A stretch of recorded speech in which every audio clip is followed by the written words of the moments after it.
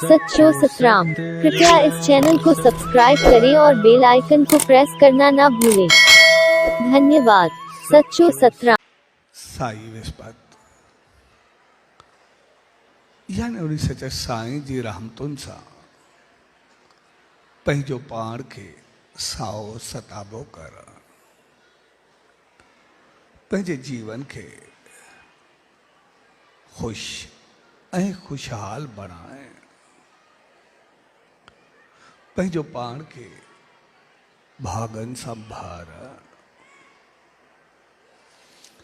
ऐं असां पंहिंजे जीवन में भागन सां भरजी रह सघंदा आहियूं जॾहिं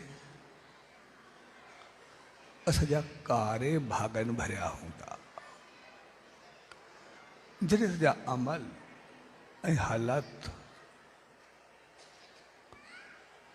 उहे ऊंचा हूंदा, जॾहिं सॼी ज़िंदगी में कुछ बेहतरी ईंदी। हकीकत में असां कारम अमल उहे सब घणा चङा कंदा आहियूं। असां पंहिंजे जीवन में हालत में बहितर हलंदा आहियूं, पर असांजी असल चीज हूंदी आहे असांजी सोच, असांजी नीयत। तो जहिड़ी असांजी सोच ऐं नीयत हूंदी आहे, हकीकत में उहा ई असांजे कर्मनि ते असरअंदाज थींदी आहे। छाकाणि जहिड़ी जहिड़ी असांजी सोच हूंदी,